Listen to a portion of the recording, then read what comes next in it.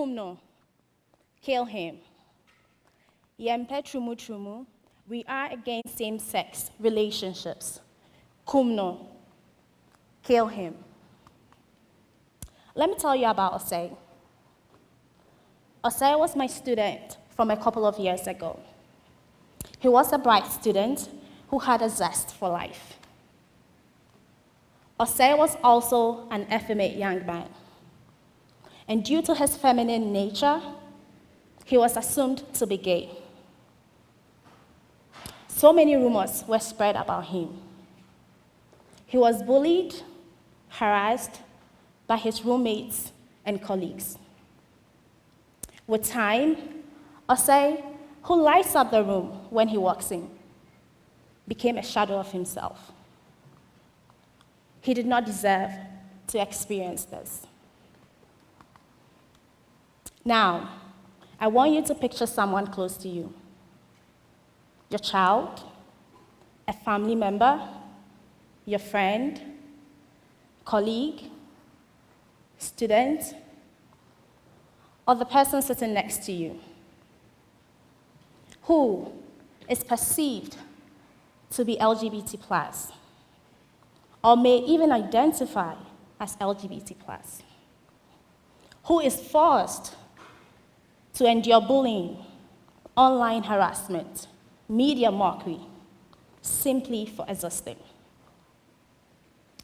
These are the daily fears endured by LGBT+ individuals in Ghana, Nigeria, Uganda, and many countries around the world. Today, I'll share with you about the ongoing fight for LGBT+ rights in Ghana.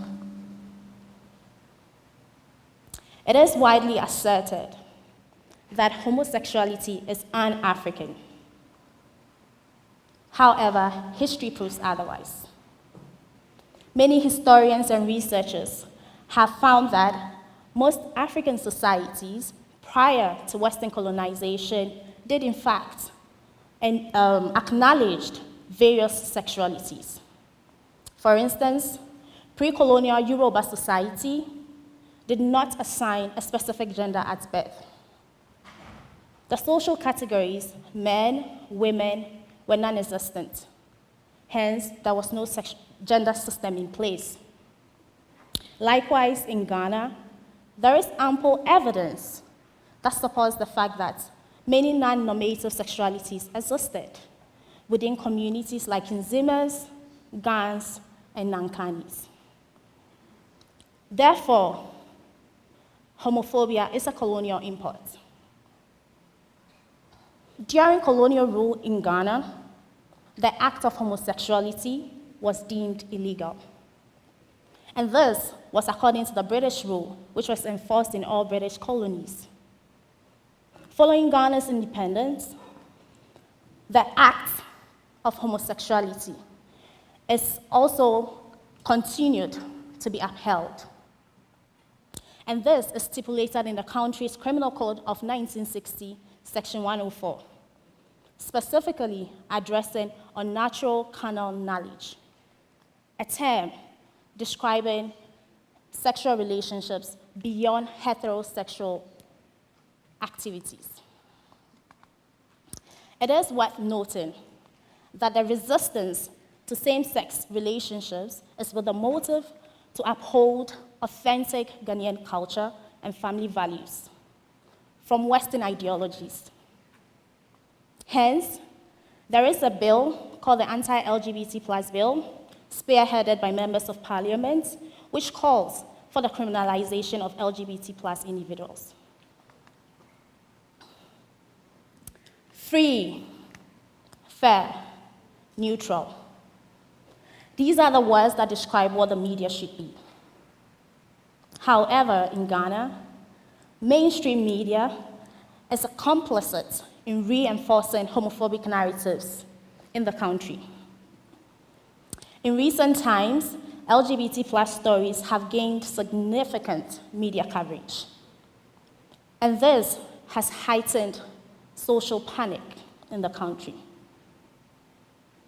Here are a few examples of news headlines.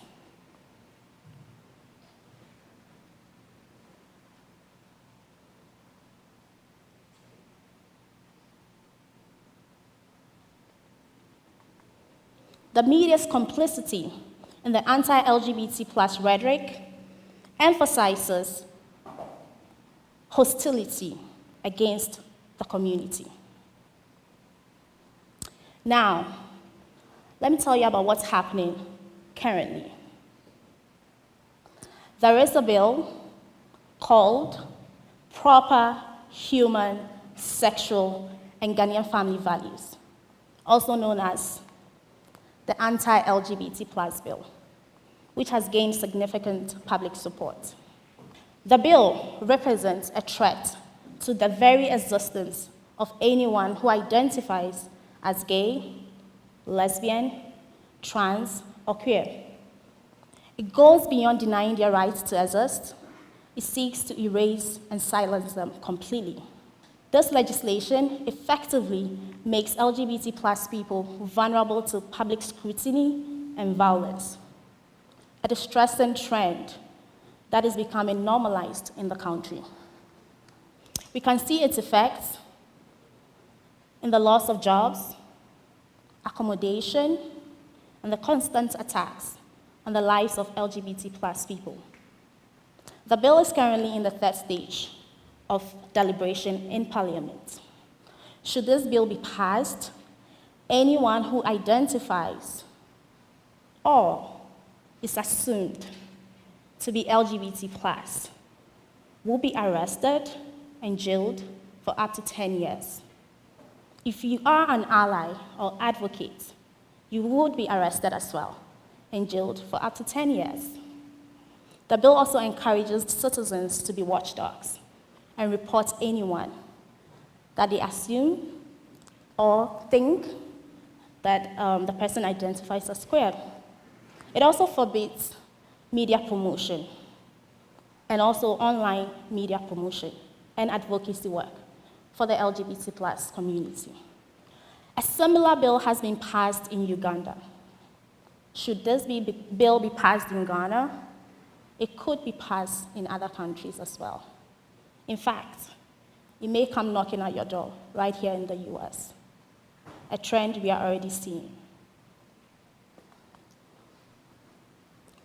Now, the big question I believe you all have is, how are marginalized queer citizens managing to survive amidst such daunting and challenging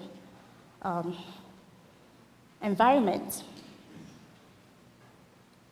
Let me tell you about the spirit of Ghanaian queer resistance, focusing on creative protest, solidarity, and activism, as well as community building.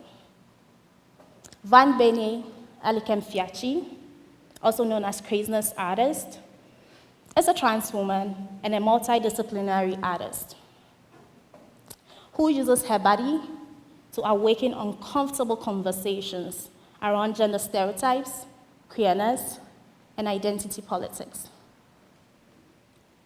Craziness uses her body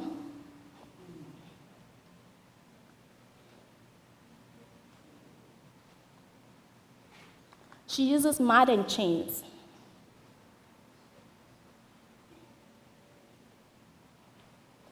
and sometimes exhibits naked to evoke shock, uneasiness, discomfort, deep introspection on queer politics in the country. Angel Maxine, Ghana's openly trans musician, uses music to call out homophobia and to also call for queer acceptance. Bouffier, which means in your home, explores the presence of LGBT plus individuals in each family and advocates for tolerance and respect. Kill the Bill, another song of hers, calls out Ghanaian political and religious leaders for their role in perpetuating homophobia. One Love, the Kubolo, Sister Derby are both musicians and allies who use their music to denounce the anti-LGBT plus bill. They also use their huge social media platform to defend the LGBT plus community. These forms of creative protest legitimizes the experience of queer Ghanaians. It demonstrates their commitment to fighting for their rights and visibility in a hostile environment. In terms of community building, there is a Zulu proverb called Ubuntu that says, "I am because you are." This proverb describes the essence of being human. Ubuntu signifies the spirit of solidarity, compassion, respect, dignity, survival, endurance. Ubuntu is embodied within the queer community through their show of kindness, love, shared resources, including food, accommodation, money, jobs, providing mental and emotional support, as well as knowledge building and sharing. Ubuntu alludes to the sheer determination and commitment of the LGBT plus community in Ghana. In terms of solidarity and allyship, this is where you and I come in as allies. I studied at an all-girls Catholic senior high school. I had friends who were rumored to be lesbians. Most girls avoided interacting with them so that they would not be perceived as lesbians. They were scared they could turn or become lesbians, as if it is a disease that one catches. These were regular teenage girls. We studied together, hung out together, we had many moments of laughter together. Based on my experiences in high school and with Osei, my student, these have shaped my personal principles in life: to be open-minded and to always seek good. As someone who used to perceive issues around homosexuality from a human rights perspective, I have come to understand that it goes beyond human rights and social justice. It is about the human experience. It is about legitimizing queer experiences. Speaking of good, I took a class on African gender and sexuality a few years ago. This class afforded me a chance to revisit history from a decolonial perspective. I had on a colonial cloak, a cloak that I was unconsciously wearing, which was keeping me blind. I recognize the impact colonialism has in rewriting our history, in understanding ourselves as Africans, and navigating our lived experiences. Learning more about African gender and sexuality gave me a lens to see beyond cultural and religious prejudices. Colonial influence is not only prevalent within LGBT plus issues, we can see its effects and its impacts on issues all over the world. Now, my question to everyone here is, how do we take this cloak off? How do we unlearn notions of being rooted in a colonial cloak? How can we relearn new ways of being rooted in empathy, humanity, and love? I have the opportunity to speak with you here today in the US, whereas I may be criminalized in Ghana under the anti-LGBT plus bill. We have brilliant African queer students in our little community here. How would you feel when you find out that your student, your research assistant, your teaching assistant, was arrested when they returned home, simply for existing. As a Ghanaian feminist, ally, and a researcher of marginalized identities, I stand in solidarity with the LGBT+ community in Ghana. As the popular phrase runs, evil triumph when good men do nothing. Remember Osei, my student? He could be your student. He could be your friend. He could be your family member. Therefore, I call on each one of you here today to stand in solidarity with us. Thank you.